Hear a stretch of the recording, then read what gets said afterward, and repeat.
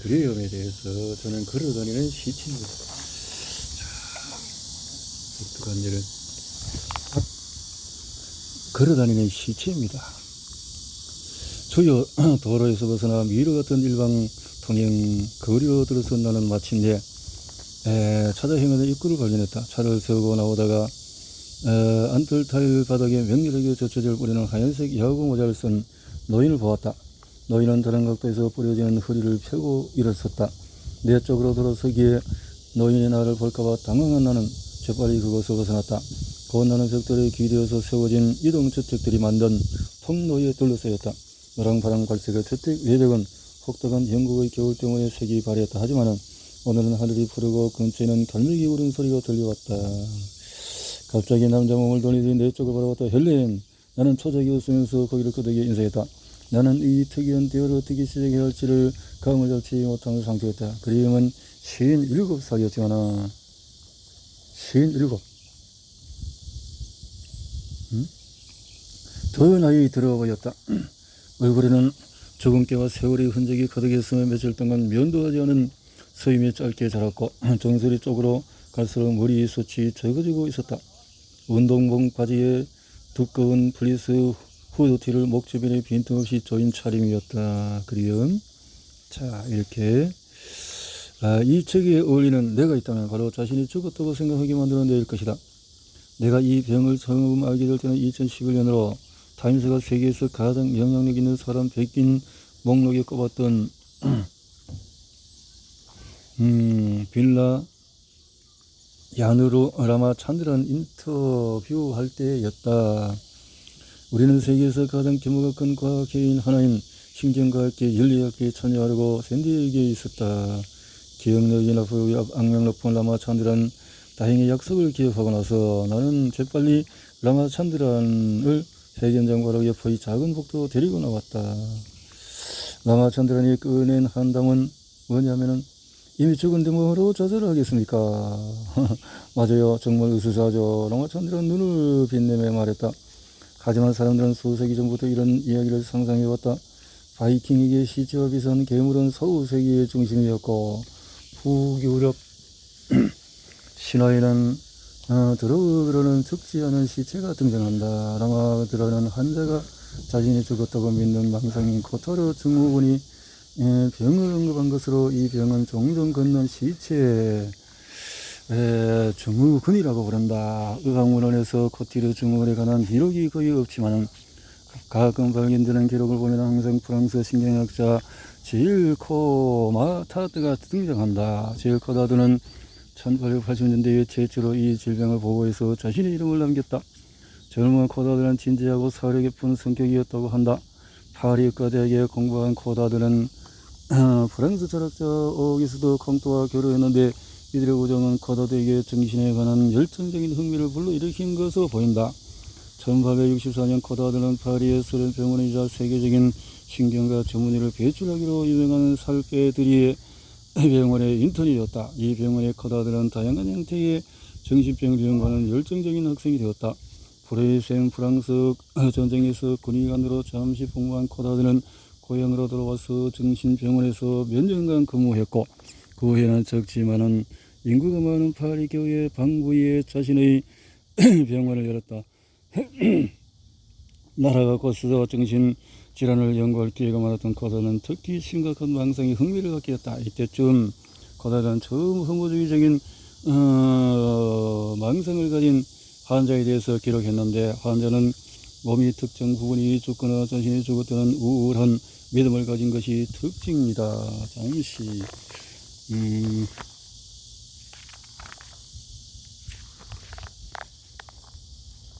자신이 아예 존재 않는다고 믿기도 했다. 코다드는 1882년 신경과학 해보에 코타르 증후군에 관해서 자세히 기술했다. 환자는 내장도 뇌도 머리도 없고 먹지도 소화지도 옷을 입지도 않는다. 사실 이렇게 사실이다. 사실.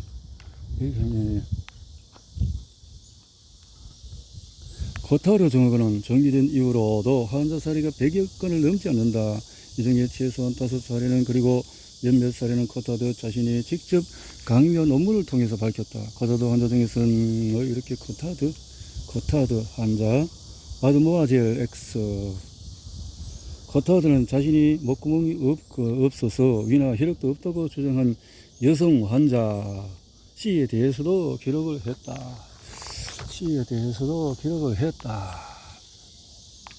이렇게 했다. 여성 환자. 이 책을 집필하기 시작했을 때 남아 사람들은 한 말은 뜻을 거듭 생각했다.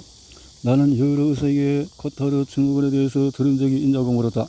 몇몇 의사는 그저 논문으로 읽었다고 해도 해당 질병을 앓는 환자들은 이미 사망했거나 그러니까 그 세계 곳곳에 흩어져 집에서 간호받는 처지라고 회복할 수 없으리라고 대답을 했다.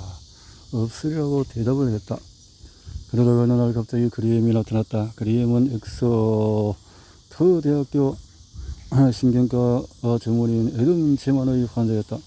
제만은 수년 동안 코타드 증후군 환자인 그리엠을 치료하고 있으며 지금은 그리엠의 상태가 양호해져서 나와 이야기하고 싶어 한다고 했다.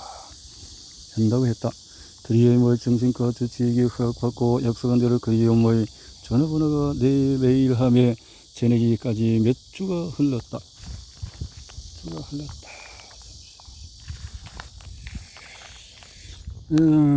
그래서 자신이 죽었다고 생각하신다고요? 맞습니다. 그 보기는 편안한 얼굴로 맞은편 소파에 앉으며 그리엠이 말했다. 1990년대에도 그리엠은 바로 이 방갈로에서 살았지만 삶은 완전히 달랐다. 아이가 둘이 있었고 전 아내는 한 명뿐이었다. 그리엠은 영국 식수와 폐수를 처리하는 회사의 도구업자로 이렇게 이혼 중이었고 이렇게 선을 넘게 만든 무언가가 있나요? 나는 조심스럽게 물었다. 그렇지는 않았던 것 같아요. 그냥 기분이 가라앉았어요. 어떻게 그렇게 됐는지 나도 잘 모릅니다. 사실 거기에 대해서는 생각하기 싫습니다. 다음에 무슨 일이 일어난지 확실하지 않다. 겁에 질려서 동생 마틴에게 전화했다는 사실을 기억한다. 마틴은 구급차를 불렀다.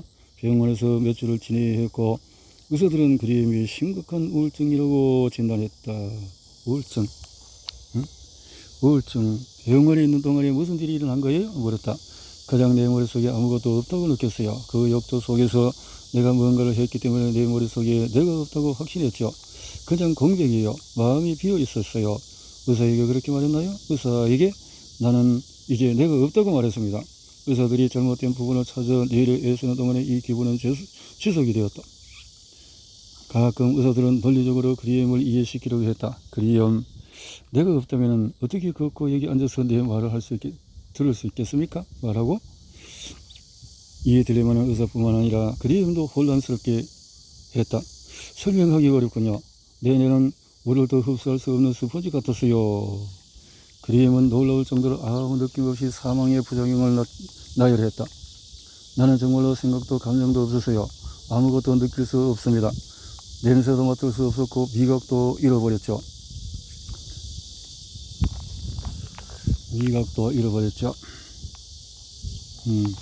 담배 냄새도 모든 냄새가 생각이 다 사라져 버렸다. 그 말인데요. 자, 내가 여기 앉아서 숨을 쉬고 있으니까 내는 분명히 있어요 라고 생각한 적은 없었나요? 아니요. 난 어쩔 줄 몰랐습니다. 내가 죽었는데 어떻게 숨쉬고 말할 수 있는지 몰랐어요. 그냥 내가 죽었다는 것만 알았죠. 그리엠의 조치에게는 어려운 문제였다.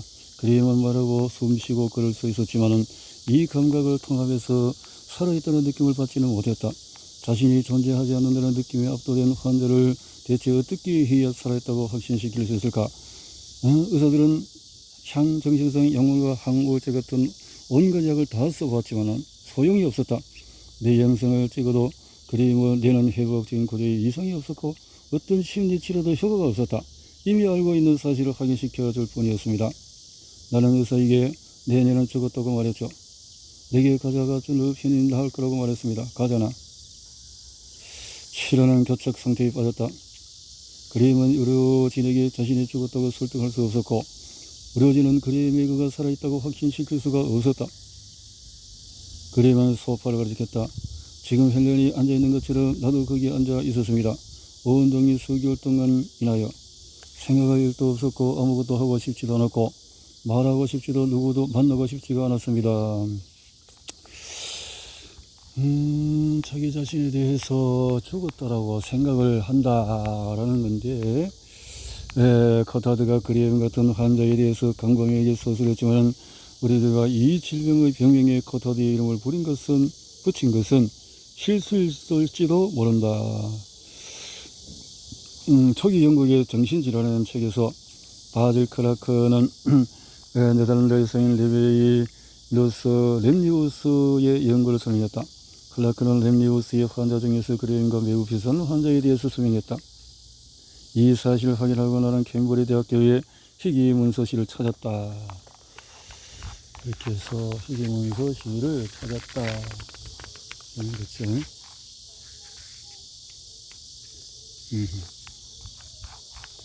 이렇게 해서 이곳에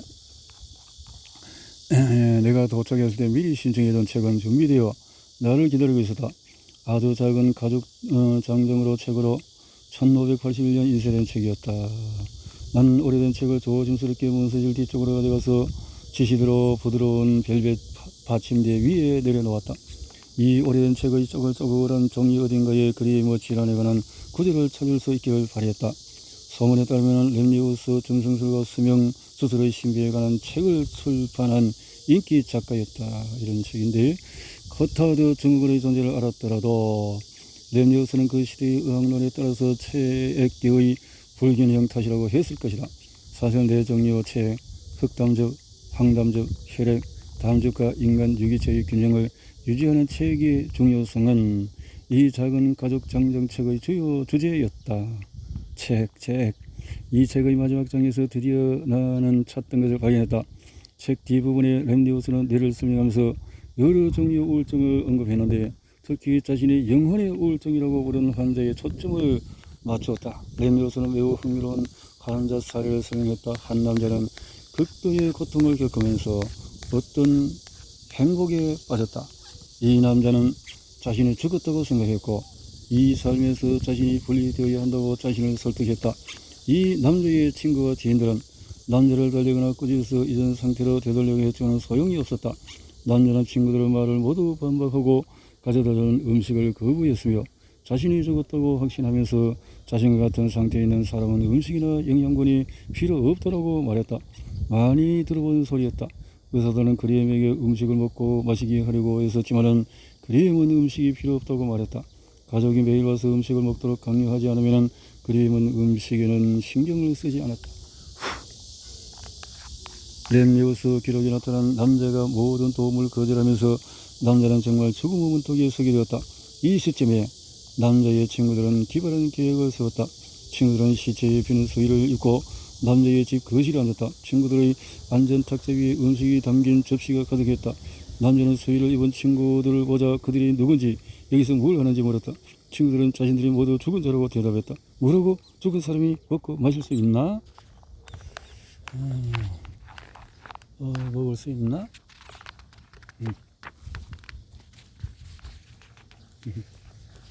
그리고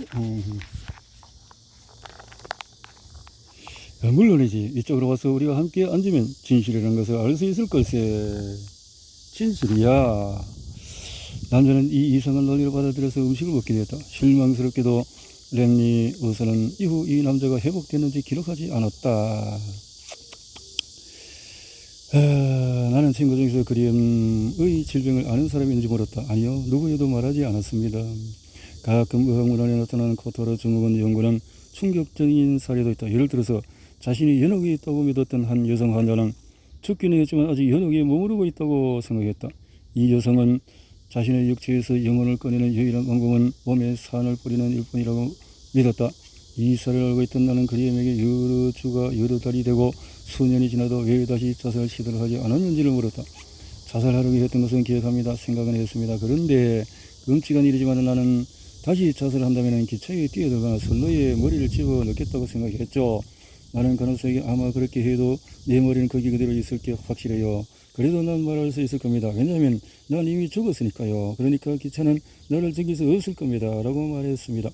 그리엠에게는 다행스럽게도 의학은 4가지 체액술을 믿던 예전보다 눈부시게 발전했다. 코타드 증후군을 나타내지 몇 달 후에 그리움은 지금 우리의 만남을 조성해준 신경과 주머니인 애덤 제만에게 보내줬다. 제만은 벨기에 리에조 대학교 신경과로 그리움을 진료했다.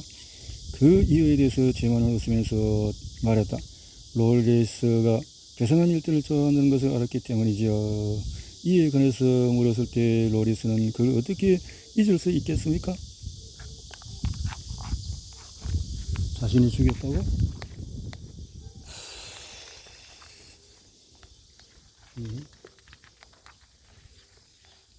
잊을 수가 있냐고, 잊을 수가 있냐고요. 그러게. 자,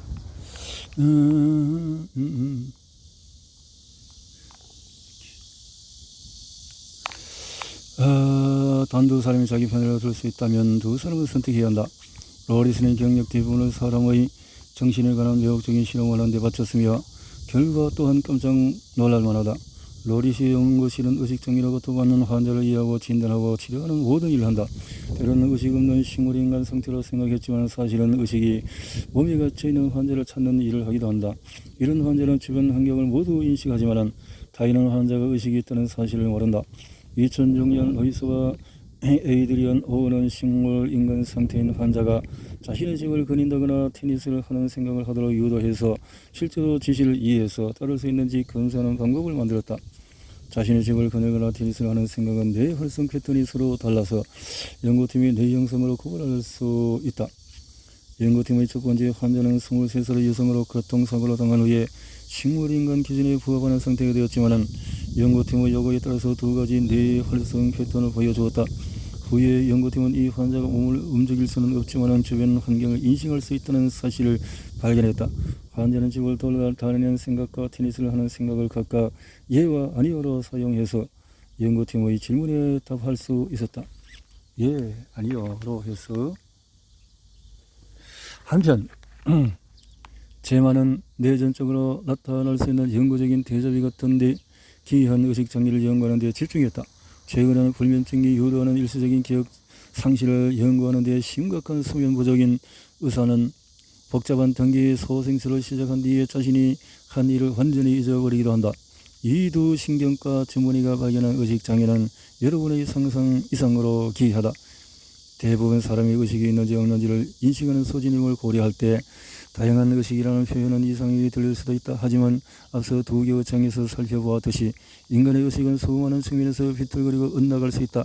심리학한 사람은 의식이라는 주제를 파헤치는 연구를 할 수가 없다.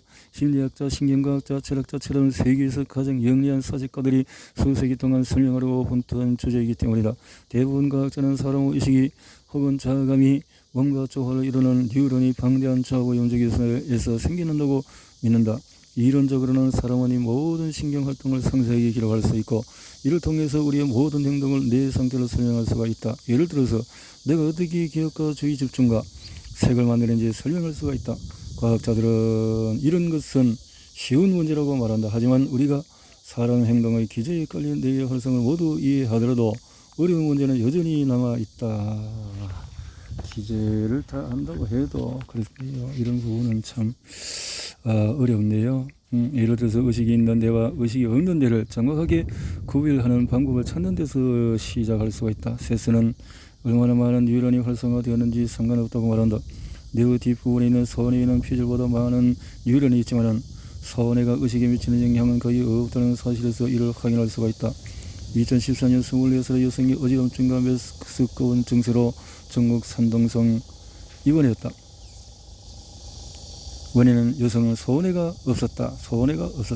뉴런의 수가 중요하지 않다면 의식이 있는 뇌와 어느 뇌를 구별하는 다른 요인이 무엇일까? 소뇌. 네, 의식을 일으키는 데 중요한 뇌 영역도 알아내었다. 뇌의 앞과 위쪽에는 의식을 구성하는 데 중요한 역할을 하는 전두두정엽 신경망이라는 영역이 여러 곳이 있다. 이 신경망은 두 부분으로 나뉜다. 전두엽과 두정엽 외부를 따라 생기는 활성은 외부 세계, 즉 우리 주변의 냄새, 맛, 소리와 인지와 연관되어진 것으로 보인다. 전두엽과 도정역 내부에 있는 두 번째 신경망의 활성은 우리 몸속의 내부 세계, 즉 몸속의 지각과 지적 신상 인지와 연관된 것으로 추측이 된다. 이렇게. 그러니까 커브에 내는 다양한 영역을 연결하는 가늘고 얇은 구조물인 전장이 이 역할에 딱 들어맞는다고 주장을 한다. 연구팀이 전장에 꽂힌 전극에 고주파 전기 충격을 주자 여성은 의식을 잃었다. 여성은 글을 읽고 하던 행동을 멈추고 시선이 멍해졌다. 깨어 있는 상태였지만 의식은 없었으며 소리나 시각에 반응하지 않고 사람의 의식을 경험을 촉발하는 뇌의 어느 한 영역이 다른 영역보다 더 중요하다고 말하기는 어렵다. 나는 이 문제를 차에 비유한다. 차가 달리려면 수많은 부품이 있어야 한다. 차에 비해서 이렇게 생각할 수가 있다 라는 거군요.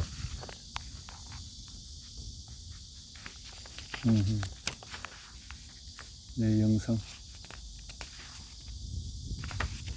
자, 그림의 내 구조에 이상이 없었지만은 페트 스캔 결과 차이점을 보여주었다.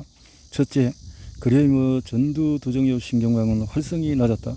하지만 다른 두 영역에도 문제가 있었다. 뇌의 문제, 영역에 문제가 있었다. 그런 문제 속에서 이런 뇌의 문제, 스웨덴 양리학사 안데르슨 헬덴과 토마스 린데는 외리에게 관심을 보였다. 헬덴은 외리를 계기로 심부전을 겪은 소수의 환자에게 나타났다가 사라지는 일시적인 커타르 증후군 사례에 주목하기 시작했다고 말했다. 헬덴은 스웨덴 의학 문헌을 샅샅이 뒤져서 지난 3년 동안 외리와 같은 상황을 겪은 환자 8명을 발견했다. 환자들은 모두 심부전이 와서 혈액에 직접 아시클로비를 주입하는 치료를 받았다.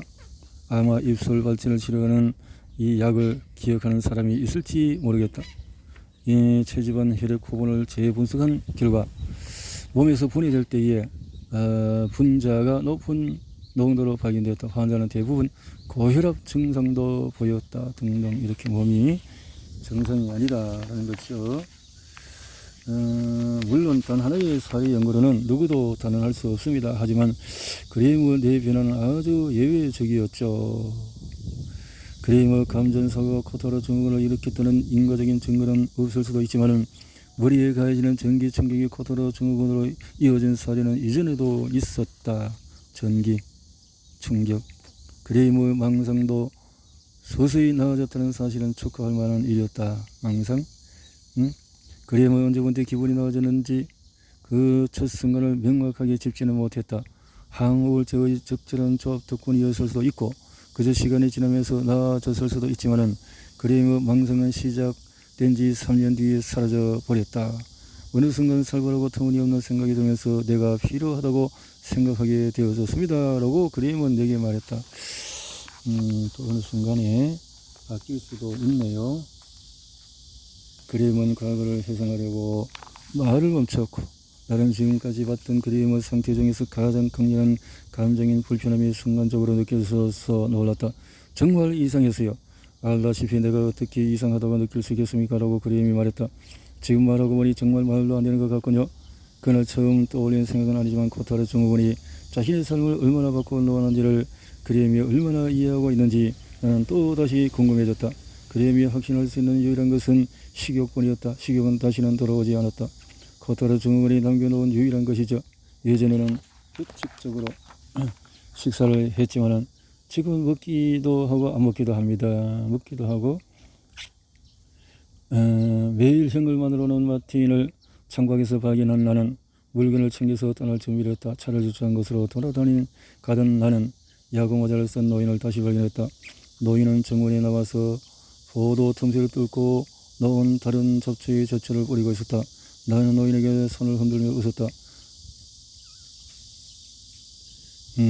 인간은 이 수수께를 영원히 풀지 못할 수도 있다. 그러나 나는 코타르 증후군 같은 장애가 신뢰를 걷던 희망을 준다는 사실에서 위안을 얻는다. 예를 들어서 헬덴의 아시클로비르 연구 결과를 통해서 이제 이론적으로나마 코타르 증후군을 원하는 대로 켜고 끌 수 있는 방법이 생겼다. 이것만으로는 커튼 뒤에 있는 마술사를 밝혀낼 수도 없고 우리가 찾는 모든 답을 알 수 있는 것도 아니다. 하지만 인간의 뇌에 얽힌 가장 복잡한 수수께끼를 풀어가는 끝없는 여정에서 우리는 한 발짝 앞으로 나아가게 할 것이다.